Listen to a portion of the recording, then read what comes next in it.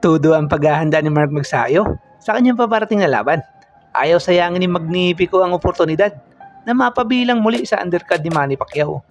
Gusto ni Mark Magsayo na maging impresibo ang kanyang maging laban. Ano nga ba ang susunod kapag naging matagumpay ang laban ni Mark Magsayo? At pag-uusapan na rin natin kung bakit itong Meksikano na si George Matacuelar ang napiling ilaban kay Magsayo.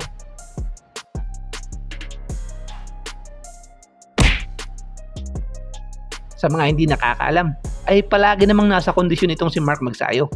Kahit walang laban, ay patuloy pa rin ito sa kanyang light workout sa gym, pagtakbo at pagbibisikleta. Makikita naman yan na ina-update niya sa kanyang Facebook account. Malapad at malaki ang pangangatawan ni Mark Magsayo. Kung mapapansin nyo nga ay parang nasa welterweight na siya lumalaban. Kaya ito marahil ang iniingatan ni Magsayo. Nakaraang taon 2024 ay nagkaroon ng dalawang laban si Mark Magsayo. Ito ay kina Eduardo Ramirez at Brian Mercado. Nakapwa naman naging impresibo. At sa laban na paparating, ito ang unang laban ni Magsayo ngayong taon. Kung magiging maganda ang resulta, ay malamang bago matapos ang taong ito ay mapalaban na sa world title. Mas naging maganda talaga ang kondisyon ni Mark Magsayo nang umakyat ito sa 130 pounds o super featherweight division. Mas gumanda ang kanyang stamina kumpara noong previous fight niya sa 126 na talagang mapapansin ang paghingal ni Magsayo sa championship rounds. Buti nga ay nai-survive niya pa ang laban na yun. Puntahan naman natin ang makakalaban ni Mark Magsayo na ayon sa ating mga kababayan ay magtataho na naman daw.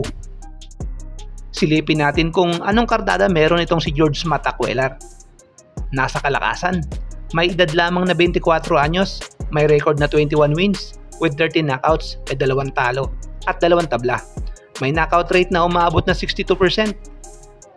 Hindi yan nalalayo kay Magsayo na merong 66%. Nasa winning momentum ngayon itong si George Cuellar dahil nagtala ito ng 5 magkakasunod na panalo. Kaya wag nating sabihin na madaling laban ito para kay Mark Magsayo. May pagka-misteryoso pa nga itong si George Cuellar dahil walang nakakaalam kung ano ang height nito at maging ang haba ng kamay ay hindi pa nais sa publiko. Pero kung panunuorin nyo ang mga laban ay mapapansin na di hamak na mas matangkad ito kay Mark Magsayo. Straightforward ito kung lumaban, pauulanan ng suntok ang kalaban kapag na-corner niya ito. At body shot ang pinaka-weapon nito, panapos sa kalaban. Que busca el can.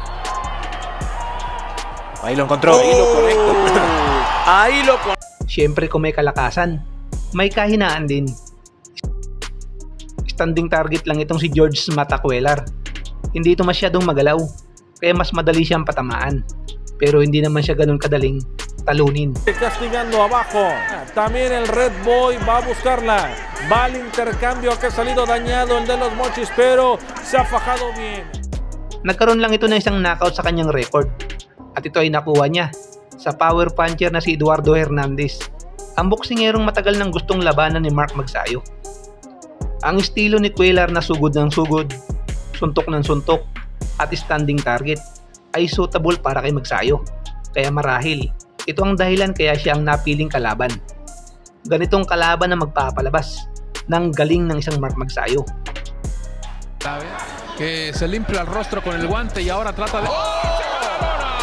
¡Impresionante! Ahí queda fulminante. Kung sakali naman na lumusot si Magsayo dito kay George Cuellar, ano ang susunod? World title na ba? Ganito kasi yan. Katotoo lang ay dapat napalaban na itong si Mark Magsayo sa world title dahil matagal na itong top contender ng WBC Super Featherweight Ranking. Bagamat rank number 2 ito sa ranking at rank number 1 naman itong si Eduardo Hernandez. Ngunit itong si Hernandez ay tinalo na ng champion na si Usyaki Foster via 12 rounds stoppage.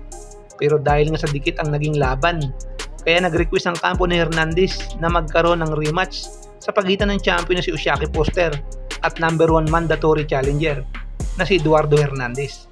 Pero bago ang rematch ay kailangan dumaan ni Hernandez sa title eliminator. At ito nga ang laban sana sa pagitan ni Magsayo at Hernandez na napospon naman dahil na-injury itong si Eduardo Hernandez. Kung sakaling hindi pa bumalik itong si Hernandez bago matapos ang taon, ay posibleng ma-demote ito sa ranking at pwedeng mapalitan ng makakalaban ni Mark Magsayo para sa title eliminator. Sa ngayon ay rank number 3 ng WBC si Michael Magnisi na isang Italian boxer. Ang ibig sabihin lang nito mga kaboxing ay malabo pang mapalaban sa world title si Mark Magsayo ngayong taon kung pagbabasihan ng rules ng sanctioning bodies. At ito pa ang pwedeng magbago dahil nga pinayagan ng voluntary defense ni Jackie Foster sa kapwa-Amerikano na si Stephen Fulton Jr. Kaya hindi ito mauobliga na labanan ng kanyang mandatory challenger. Isa rin ito sa magandang ginawa ni Jackie Foster. Biruin mo, mas malaki ang pera nakikitain niya kay Stephen Fulton. Mas winnable ang labang ito kumpara kina Hernandez at Magsayo na 50-50 chance.